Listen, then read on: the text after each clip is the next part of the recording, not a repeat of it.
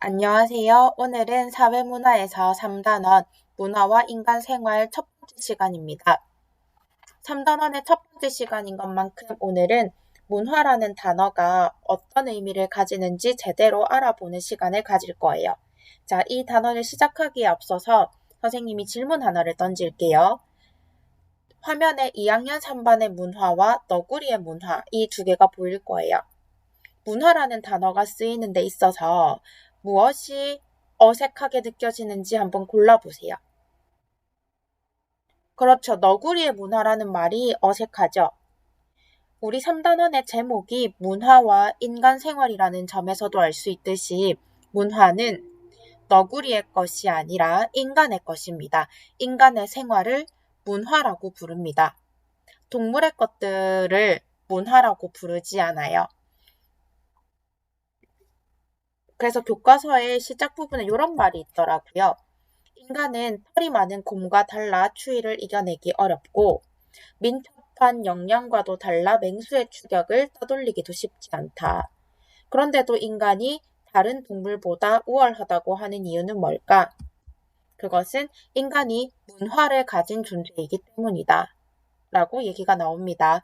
자, 그러면 문화는 무엇을 말하는지 한번 볼게요. 우리는 연약한 피부를 가지고 추위에도 매우 약하지만 불을 사용할 수 있습니다. 그 불을 사용해서 아궁이에 불을 떼고 그걸 통해서 음식을 만들고 방을 따뜻하게 만들기도 하죠. 그러니까 불을 안전하게 사용하면서도 더 이롭게 사용할 수 있도록 방법을 고안해냈습니다. 또한 각 환경에 맞게 집이라는 걸 만들어서 사용했는데요. 이글루라든지 수상 가옥이라든지 게르 이런 식으로 각각의 자연 환경에 부합하는 각각의 자연 환경에서 살아남기 위해서 효과적인 방법으로 집을 만들어서 인간 스스로를 보호하면서 살았죠. 옷도 마찬가지예요. 모든 사람들이 옷을 입는다는 것은 동일하지만 각각의 지역에서 각각의 나라에서 취하고 있는 옷의 복장은 다 다르다는 걸 알 수 있습니다. 즉, 인간은 동물처럼 자연 환경에 본능적으로만 대응하지 않고요. 문화라는 수단을 사용해서 자연 환경을 끊임없이 극복해 왔습니다. 그래서 문화라는 단어, 영어로는 culture, 요걸 살펴보면 정작 컬터스에서 유래를 했고요. 자연 환경에 인위적인 힘을 가해서 생존에 필요한 자원을 확보하려는 인간의 행위에서 문화가 발달했다고 보는 것입니다. 그러니까 문화라는 단어 자체는 본능적인 것, 선천적인 것, 유전적인 것, 그런 것들을 의미하는 게 아니고요. 원래 주어져 있는 자연 환경을 극복하기 위해서 뭔가 인위적인 작용을 한 것, 그것들을 문화라고 부릅니다. 그런데 이런 문화는 좁은 의미의 문화와 넓은 의미의 문화로 나뉘어요. 요게 일단 문제에서의 포인트입니다. 문화를 좁은 의미의 문화와 넓은 의미의 문화로 구분하는데 요 두 가지를 구분하는 게 문제에서 되게 자주 나와요. 그러니까 지금까지 내용을 정리하면 문화는 자연 환경을 극복하고 인간이 살아가기 위해서 인위적으로 무엇을 한 걸 얘기하는데 그 문화를 두 가지 의미로 나눠서 부른다는 거죠. 좁게 부르는 문화가 있고요. 넓은 의미에서 얘기하는 문화가 있습니다. 자, 그럼 이런 사례를 한번 살펴볼까요? 왼쪽 그림은 새치기 하는 행위가 나와 있어요. 그런데 우리는 마스크를 사기 위해서 줄 서본 경험 있을 거예요. 이번에 바람도 많이 불었고요. 많이 추웠고요. 2월, 3월 그때 많이 추웠는데도 불구하고 사람들이 질서정연하게 줄을 서서 마스크를 구매하는 행렬들을 보았습니다. 새치기 하지 않아요. 우리는 문화인이니까요. 이때 말하는 문화인은 새치기를 하는 야만적이고 그런 비인격적인 행위를 넘어서서 뭔가 좀 더 교양 있는 그런 모습을 얘기하는 겁니다. 그래서 문화인이라고 했을 때 이때 문화는 교양이 있는 것을 이야기합니다. 또 다른 사례를 하나 더 볼게요. 선생님이 연합뉴스 사이트에 들어가서 문화면을 살펴봤는데요. 이 문화면에 해당하는 기사 내용에는 공연이나 전시, 학술, 문화재 이런 것들 얘기가 나와 있더라고요. 정치, 경제, 산업, 연예, 스포츠 이런 것들과 구분되는 문화란 것은 공연이나 전시, 학술, 문화재와 같이 뭔가 예술적인 것을 한다고 볼 수 있습니다. 다시 정리하면 좁은 의미에서 이야기하는 문화는 고급스러운, 교양 있는 이런 길거리에 쓰레기를 함부로 버리지 않아요. 우리는 교양이 있으니까요. 이게 고급지니까요. 이런 식으로 얘기하는 문화가 있고요. 예술적인 것을 의미하는 문화도 있습니다. 뭐 촉소개와 같은 것들요. 그래서 좁은 의미의 문화를 좁게 이야기했을 때는 고급스럽고 교양 있고 또는 예술적인 것을 문화라고 부릅니다. 하지만 넓은 의미에서 이야기하는 문화는 한 사회나 집단의 구성원들이 공유하는 행동 양식, 의식주, 가치 규범, 사고방식 등 인간의 모든 생활 양식을 이야기합니다. 자, 요거는 1988년 신해철이 만든 그룹인데요. 1988년에는 이런 식의 가수들이 대학가요제에서 우승을 해서 노래가 나왔었어요. 그런데 1997년에는 요거 H.O.T거든요. H.O.T와 같은 그룹들이 나와서 활동하는 모습들을 볼 수 있습니다. 각각 88년과 97년을 설명하는 하나의 일화를 선생님이 설명을 했는데요. 88년에 이루어지는 생활 양식도 88년의 문화라고 부르고요. 97년에 이루어지는 생활 양식도 97년의 문화라고 부릅니다. 그러니까 넓은 의미에서의 문화는 그게 교양이 있건 고급스럽건 뭐 예술적인 것이건 그런 것과 상관없이 인간이 하는 모든 생활 양식들을 전부 다 문화라고 부릅니다. 자, 다시 정리할게요. 좁은 의미에서 하는 문화는 고급스럽고 예술적이고 교양 있는 것만 얘기한다면 넓은 의미에서의 문화는 인간의 모든 생활 양식을 이야기한다고 보면 됩니다. 그러니까 만약에 벤다이어그램을 그린다면 넓은 의미의 문화 속에 좁은 의미의 문화가 들어간다고 생각하면 돼요. 넓은 의미의 문화는 인간의 모든 생활 양식을 이야기하지만 좁은 의미의 문화는 그 중에서도 교양 있고 고급스럽고 예술적인 것만 문화라고 이야기를 하거든요. 그래서 벤다이어그램으로 나타낼 수도 있을 겁니다. 이렇게 벤다이어그램으로 표현해서 기출문제 나온 적도 있거든요. 자, 그러니까 좁은 의미의 문화와 넓은 의미의 문화 관계를 고려하는 것도 그 관계에 대해서도 학습을 했으면 좋겠어요.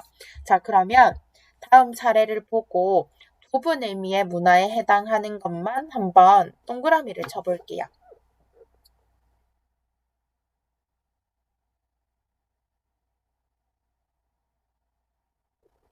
자, 선생님이 이제 동그라미를 쳐보겠습니다. 문화인. 나는 새치기 하지 않는 문화인. 나는 쓰레기를 버리지 않는 문화인이야. 이런 말은 내가 고급스럽고 교양이 있다 할 때 그때 쓰이는 문화죠. 그래서 요거는 좁은 의미에서 사용된 문화입니다. 또 문화 공연. 여러분 문화 공연 하면 뭐가 떠올라요? 오페라, 뮤지컬, 연극, 콘서트 이런 것들이 떠오르죠. 영화 보는 것. 그래서 이것도 좁은 의미에서 사용되는 예술적인 것이라는 의미에서 문화가 사용된 거고요. 문화상품도 마찬가지입니다.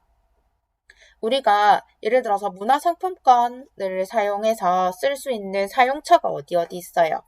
내가 생활하는 모든 것에서 사용할 수 있는 게 아니라 책을 사보거나 영화를 보거나 이럴 때 사용될 수 있는 게 문화상품권이죠. 이때도 예술적인 것, 교양 있는 것에 한정되어서 문화가 사용된 걸 알 수 있습니다. 신문의 문화생활도 마찬가지예요. 선생님이 요즘에 퇴근이 너무 늦어서 문화생활을 잘 못해 얘들아. 라고 했을 때 너네들은 생각할 거야. 아, 선생님이 영화 보러 갈 시간도 없고 콘서트 보러 갈 시간도 없고 책 읽을 시간도 없어서 얘기하시는 거구나 라고 생각할 거예요. 그래서 이때 문화생활에서의 문화도 예술적인 것, 교양 있는 것 이런 것들을 이야기하는 거고요. 신문의 문화면도 마찬가지입니다. 신문의 문화면은 정치, 경제 이런 것들을 다 떠나서 우리 문화계의 동향, 전시, 예술작품, 책 이런 것들을 소개하는 면이죠. 문화재도 마찬가지예요. 여러분 문화재 뭘 문화재라고 합니까? 여러분이 쓰는 쓰레기통을 문화재라고 하지 않죠. 뭔가 값지고 귀한 것, 보물 이런 것들을 문화재라고 부르니까 이때도 뭔가 교양 있는 것, 예술작품 이런 것들로 문화라는 의미가 사용됐다고 보면 돼요.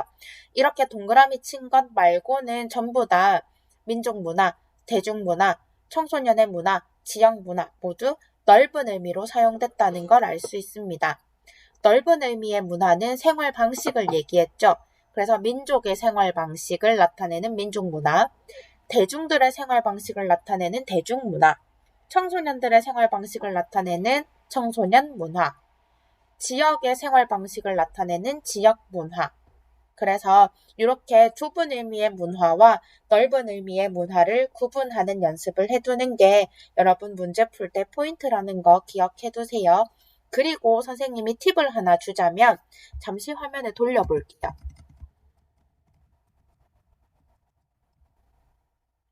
자, 좁은 의미의 문화는 형용사예요. 그러니까 고급스러운, 교양 있는, 예술적인 형용사라서 명사를 수식하는 때 많이 쓰이지만 넓은 의미의 문화는 인간의 모든 생활 양식 이렇게 명사형이거든요.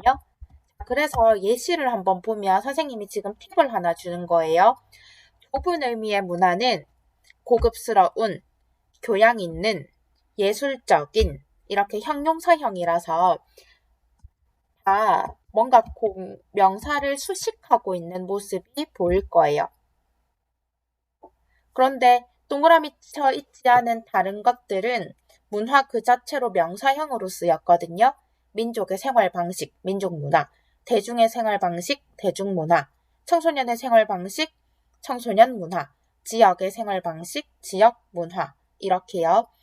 그러니까 선생님이 방금 팁으로 좁은 의미의 문화는 형용사처럼 쓰이고 넓은 의미의 문화는 명사형으로 쓰인다라고 팁을 알려주긴 했지만 이게 100% 그런 건 아니지만 거의 대부분은 그렇게 활용된다는 거 알 수 있고요. 이게 팁이긴 하지만 이게 이해가 잘 안 될 때는 이런 식으로 사례를 계속해서 접하면서 여러분이 익숙해지는 연습을 하면 좀 더 쉽게 이 문제가 풀릴 수 있을 거예요. 자, 그럼 우리가 지금 좁은 의미의 문화와 넓은 의미의 문화 두 가지를 살펴봤는데요. 앞으로 문화 수업을 할 때 사용하는 문화라는 단어는 모두 넓은 의미의 문화로서 사용되는 단어들입니다. 그래서 생활 방식으로서의 문화를 계속해서 이야기할 거니까요. 그 점 유의해서 살펴보도록 하겠습니다. 자, 지금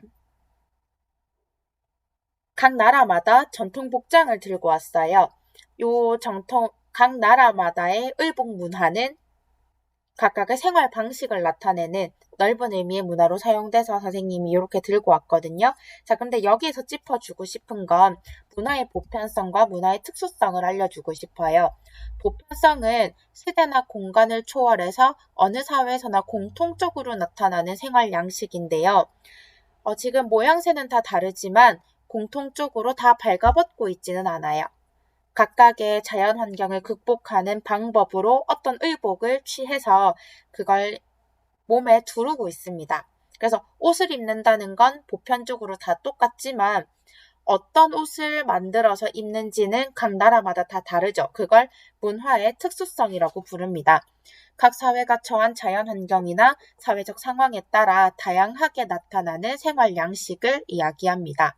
자, 그래서 인간의 문화, 인간의 생활 방식은 보편적인 면을 가지고 있으면서도 각각의 특수한 모습을 가지고 있다는 점, 요 점도 하나 기억해 두세요. 자, 지금부터는 이 문화가 되기 위해서는 무엇이 필요한지 5가지 속성에 대해서 배워볼 거예요. 이 문화의 5가지 속성에는 학습성, 공유성, 전체성, 축적성, 변동성이 있는데요. 이런 거랑 생각하면 돼요. 얘들아, 사람이 동물과 다르게 사람이 되기 위한 속성이 뭐야? 라고 물어보면 선생님, 사람이 되기 위해서는 눈이 2개 있어야 되고요. 귀가 2개 있어야 되고요. 몸뚱이가 직립보행하고 있는 몸뚱이가 있어야 되고요. 그리고 생각할 수 있는 판단 능력도 있어야 되고요. 양심도 있어야 되고요. 이런 거 등등등 이야기를 하겠죠. 그러니까 사람이 되기 위한 속성은 사람이 되기 위해서 어떤 것들이 필요한 건지에 대해서 이야기하는 거예요. 자, 그렇다면 선생님이 지금 설명하고자 하는 문화의 속성은 이 5가지가 있어야 문화가 된다 라는 뜻입니다. 그래서 학습성과 공유성, 전체성, 축적성, 변동성 이 5가지가 있을 때 비로소 이걸 문화다라고 부르는데요. 여러분은 각각의 특성이 무엇을 의미하는지를 살펴보고 사례 속에서 이걸 캐치해내는 연습을 하는 게 문제 풀 때의 포인트라고 생각하면 돼요. 자, 오늘은 각각의 의미에 대해서 한번 살펴볼게요. 문화가 되기 위해서는 문화는 학습된 것이어야 합니다. 자, 의미에서 볼게요. 문화는 선천적, 유전적으로 나타나는 행동이 아니라 사회의 다른 구성원과 상호작용을 통해 후천적으로 학습되는 생활 양식을 이야기합니다. 그러니까 아까 맨 첫 번째 시간에도 맨 처음 시작할 때도 이야기했잖아요. 문화는 자연 환경을 극복해 나가면서 인간이 인위적으로 만들어낸 거라고요. 그래서 문화는 선천적이고 유전적인 것이 아니라 후천적으로 학습된 것을 이야기합니다. 그걸 학습성이라고 불러요. 예를 들어서 머리가 노란 것. 이건 문화가 아니죠.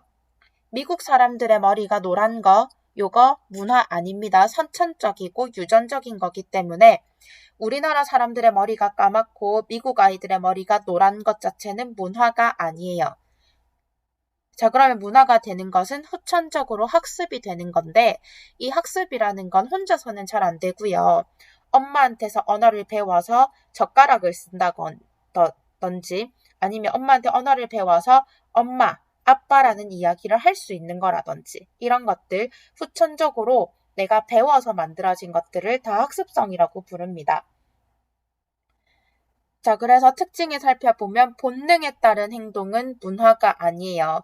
응아마려운 거 요거 문화 아닙니다. 본능이죠. 하지만 우리는 배워서 알아요.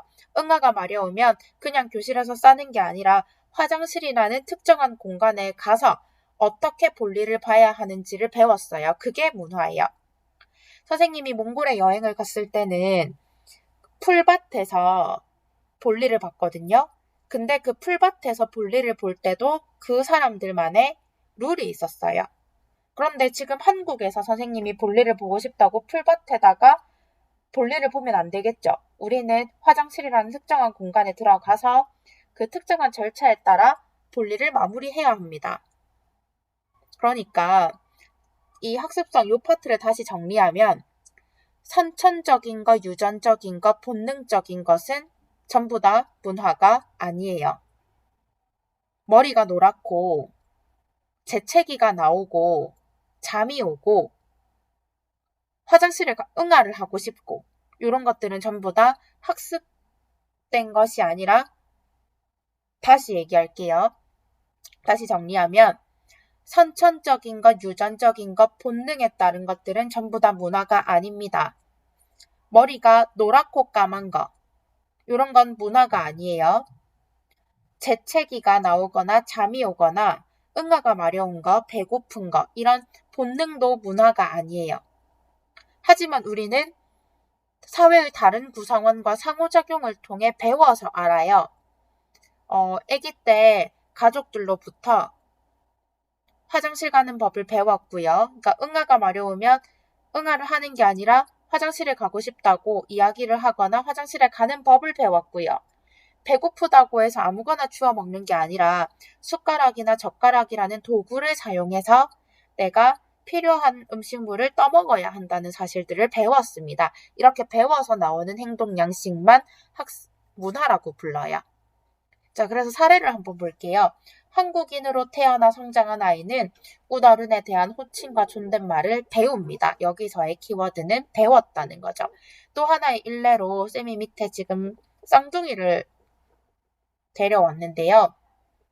이 쌍둥이가 선천적이고 유전적으로는 완전히 똑같이 생겼잖아요. 쌍둥이니까 더 특히. 그런데 이 아이가 어떤 아이는 한국에 입양이 되고 어떤 아이는 미국에 입양되었다고 보자. 그러면 후천적으로 배우는 게 다르잖아요. 그래서 왼쪽에 있는 아이는 웃어른에 대한 존댓말을 배울 거고요. 오른쪽에 있는 아이는 하이, 미스잔, 이런 식으로 뭔가 존댓말을 배우기보다 미국에서 사용할 수 있는 호칭이나 언어들을 따로 배울 거예요. 요것이 문화입니다. 그래서 여러분은 학습, 배운 거, 이런 거 키워드로 기억해 두고요. 선천적, 유전적, 본능에 따른 행동들은 문화가 아니라는 점을 유념해 두세요. 또한 문화는 공유성을 특징으로 가지고 있어요. 공유한다는 건 여러 사람이 같이 가지는 거죠. 문화는 한 사회 구성원 다수가 공통적으로 가지는 것을 이야기합니다. 자, 그러면 선생님이 실수로 엔터를 눌러버렸는데 밑에 그림 한번 봐봐. 자, 지금 세뱃돈을 바라면서 지금 세배를 하고 있고요. 아저씨는 이거 마치면 떡국 먹겠다라고 생각을 하고 있고 할아버지는 세배를 하는 아이들한테 뭔가 복주머니를 주려고 하고 있어요. 이 장면을 보면 뭐가 떠올라요? 그렇지, 이거는 설날이지. 설날이라는 걸 쌤도 알고 이 영상을 보고 있는 너희들도 알아. 이게 우리나라의 설날 문화인 거야.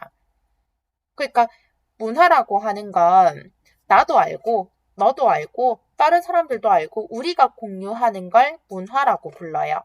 나 혼자 알고 있는 걸 문화라고 부르지 않아요. 예를 들어서 선생님이 지금 이 그림의 풍경을 나는 설날이라고 안 하고 추석이라고 불러야지? 그럼 나 혼자 추석이라고 불렀어. 그럼 요게 추석 문화가 되는 거야? 아니지. 이거는 내가 아무리 추석이라고 불러도 우리가 같이 여러 명이 공유하고 있는 것은 설날이지. 그래서 그 설날이라고 하는 게 우리의 문화가 돼버린 거야. 그러니까 공유성은 나 혼자 알고 나 혼자 생각하는 것이 아니라 다수가 공통적으로 가지고 있는 생활 양식입니다. 그리고 다수가 공통적으로 가지고 있기 때문에 나도 알고 너네도 알잖아? 그러니까 타인의 행동을 예측하고 이해할 수 있게 돼요. 예를 들어서 앞으로 다가오는 설날이 되면 누구나 다 이제 예측하지. 선생님 이제 본가 내려가서 부모님 뵈러 내려가겠네요. 예측할 거고요. 쌤도 이제 우리 친척들을 만나러 가면 내 조카들이 나한테 세배를 하는 이유가 저 녀석들 나한테 세뱃돈을 받아서 세배를 하는 거구나 예측 가능하고요. 쌤도 세뱃돈을 바라면서 어른들한테 세배를 올리고요. 그러니까 우리가 다 같이 공유하고 있기 때문에 저 녀석 무엇을 할지 예측 가능하고 이해할 수 있게 되는 겁니다. 자, 그래서 만약에 내가 세배를 했는데 세뱃돈을 안 주신다? 뭔가 불편해지지. 누구나 다 예측하는 건 설날에 세배를 하면 세뱃돈을 주는 건데 그게 이루어지지 않으면 되게 어색하지. 그래서 공유성이라는 건 다수가 공통적으로 가지고 있는 생활 양식이기 때문에 나도 알고 너도 알고 그래서 서로의 행동이 예측 가능하고 이해될 수 있다는 거.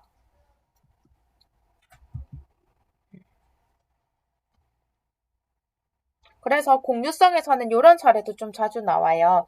만약에 선생님이 머리에 하얀색 리본을 달고 왔어. 그럴 때 너네가 알아서 숙연해질 거야. 왜일까?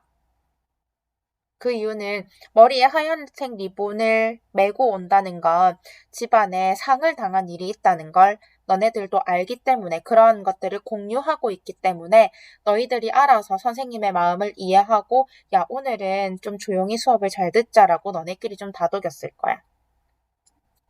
자, 만약에 어떤 동네에 함 사세요라는 식으로 어떤 소리가 막 들려. 자, 그러면 너네들은 무엇을 예측할 수 있을까? 아, 누구 시집 가는 거구나. 결혼하는 거구나. 그래서 함이 들어가는 거구나. 이걸 예측할 수 있을 겁니다. 그래서 공유성은 공통적으로 가지고 있는 것이기 때문에 예측하고 이해할 수 있게 되어서 원만하게 사회생활을 할 수 있도록 만들어주는 기능까지 하고 있어요. 그래서 그런가 선생님은 설날 때 떡국 안 끓여주시면 되게 서운하더라고요. 이제 통태성입니다. 통태성, 다른 말로 전체성이라고도 부르는데요. 이거는 여러 가지 문화 요소들이 다 섞여 있는 걸 이야기해요. 그러니까, 문화는 생활 방식이라 했잖아? 우리의 생활 방식을 구성하고 있는 것들이 되게 많아요. 기후도 있고요. 옷도 있고요. 종교도 있고요. 음식도 있고, 집도 있고요. 그러니까 집, 옷, 음식, 종교, 뭐 학교, 기술, 종교 뭐 이런 것들이 다 모여서 하나의 문화가 되는 건데 이런 여러 요소들이 다 얽혀 있는 관계에 있다는 게 총체성, 전체성이에요. 그러니까 종교랑 집이랑 기후랑 음식이랑 이런 것들이 다 얽혀서 우리의 문화가 만들어진다고요. 자, 예시로 선생님이 제주도의 차례상을 하나 들고 왔거든요. 자, 제주도 차례상을 한번 보면 특이한 점이 있어, 얘들아. 한번 봐봐. 사실 우리나라 어디에서든지 차례를 지내는 건 다 보편적으로 똑같지만 차례를 지내는 모습은 각각의 특수성을 가지고 있거든요. 특히나 제주도는 더 특이하길래 쌤이 이걸 가져왔는데 자, 일단 제주도의 특산물. 그렇지. 귤이 앞에 있는 모습이 보이고요.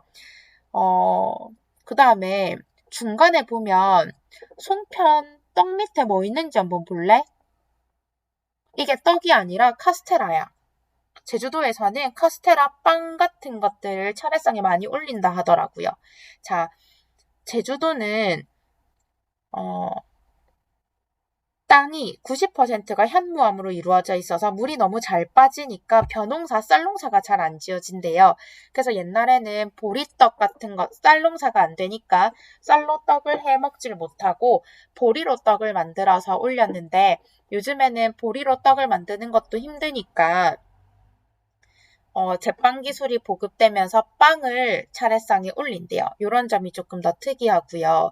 그러니까 차례라는 문화에 제주도의 땅, 지질, 현무암이 많다는 그 지질이 영향을 준 거고요. 농사 기법도 영향을 준 거고요. 특산물도 영향을 준 거고요. 그럼 조금 더 자세하게 한번 살펴볼까요? 차례상에는 과일 같은 것들을 다 홀수로 놔야 돼. 앞에 귤 개수 한번 봐봐. 5개 있고요. 사과도 5개 있지. 배도 3개 있는 것 같고요. 오른쪽에 있는 귤 접시에도 요거는 6개가 있네. 요건 조금 특이하네, 얘들아. 아마 밑에 하나 더 있을 거야. 그래서 여기 차례상에는 과일의 개수를 홀수로 맞춰야 된다고 하더라고요. 그게 왜 그러냐면 우리나라에서 믿고 있는 음양오행설이 있는데 음양오행설에 따르면 짝수는 홀수는 양을 의미한대. 그래서 차례상에 올릴 음식을 배치할 때는 양의 숫자로 양의 기운이 더 북돋을 수 있도록 홀수로 과일들을 배치한다고 해요. 그리고 귀신을 쫓는 붉은 팥이나 마늘, 고춧가루로 양념된 것들은 들어갈 수가 없고요. 제주도는 특히나 90%가 현무암이라 벼농사가 어려워 쌀이 귀해서 쌀떡을 올릴 수 없어 옛날에는 보리떡을 올렸는데 그게 사실 쉽진 않잖아. 그래서 제빵 기술이 보급된 오늘날에는 카스텔라를 올리기도 한답니다. 그래서 제주도는 추석이나 설날 때 빵에 대한 수요가 높대요. 그리고 특산물 귤도 있다는 거. 그러니까 제주도의 차례 문화를 보면 이 차례에는 음양오행설도 영향을 주고요. 우리나라 미신도 영향을 주고요. 제주도의 그 지질적인 특성, 제주도의 기후 이런 것들이 영향이 되어서 다 얽히고 설켜서 철의 문화가 하나 만들어지게 되는 겁니다. 그래서 총체성의 의미를 볼게요. 문화는 여러 구성 요소들이 종교든지 특산물, 지질적인 거, 기후 이런 요소들이 상호 유기적으로 결합된 하나의 총체로서 부분이 아닌 전체로서 의미를 갖는 겁니다. 그러니까 부분이 아닌 전체로서 의미를 갖는다는 것도 음양오행설만 가지고는 이걸 설명할 수 없고요.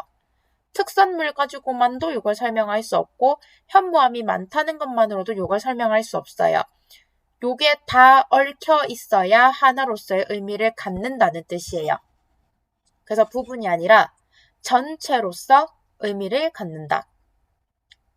그래서 특징을 보면 한 사회 문화 요소 간에 상호 연관성이 있다는 것. 음양오행설과 현무암이 많다는 것과 특산물 이런 것들이 다 상호 연관성을 가지고 이런 차례 문화가 나오게 된 거고요.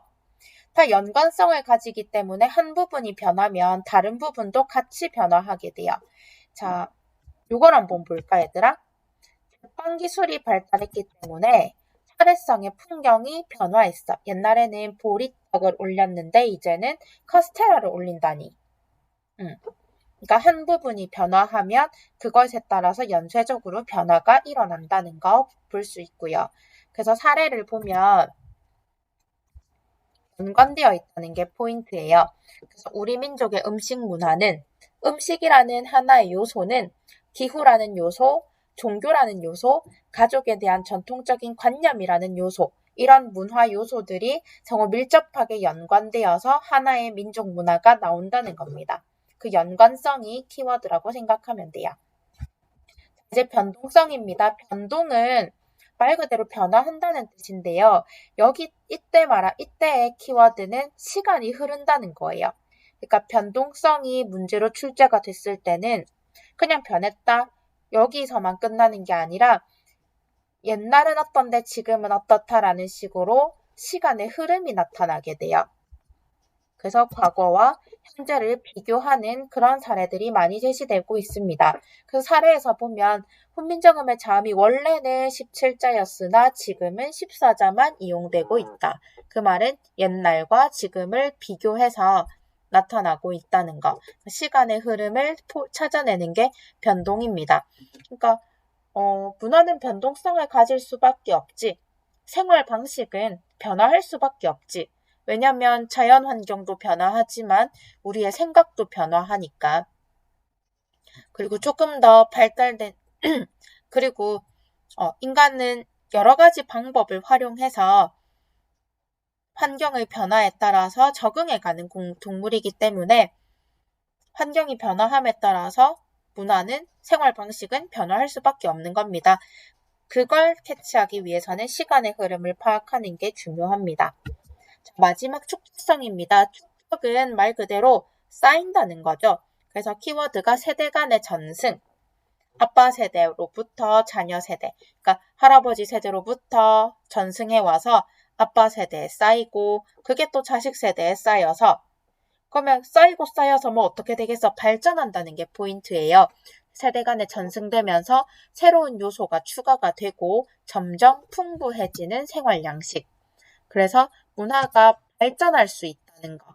그 발전이 포인트입니다. 그래서 특징해 볼게요. 문화가 발전할 수 있는 원동력이 되고 인간의 문화가 기타 동물의 후천적인 학습된 행동을 구분해주는 기준이 된다. 이게 무슨 말이냐면 사실 원숭이도 학습하긴 해요. 후천적으로 학습을 하긴 하더랍니다. 예를 들어서 원숭이가 바닷가에 고구마를 한번 빠뜨렸는데 그게 너무 간이 되고 맛있는 거야. 그래서 그 다음번에는 계속해서 고구마를 바닷가에 빠뜨려서 먹었대요. 맛있으니까 간이 되니까. 근데 원숭이는 그게 끝이야. 그게 자기 대해서의 끝이에요. 이걸 우리 자식한테 알려줘서 얘야 고구마는 무조건 바닷물에 빠뜨려 먹어라. 이렇게 알려줘서 세대 간의 전승이 이루어지고 발전이 이루어지기보다는 그냥 그때가 끝이야. 빠뜨려 먹으니까 맛있네? 맛있게 먹던 원숭이가 죽으면 그걸로 끝이야.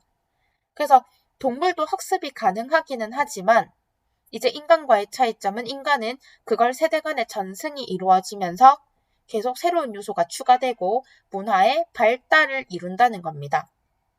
그 사례를 볼게요. 단순히 절여 먹었는데 이제 인간은 고추도 양념에 넣고 막 추가를 하면서 더욱더 김치 문화가 풍부해지는 겁니다. 원숭이는 그냥 절여 먹는 게 끝인데.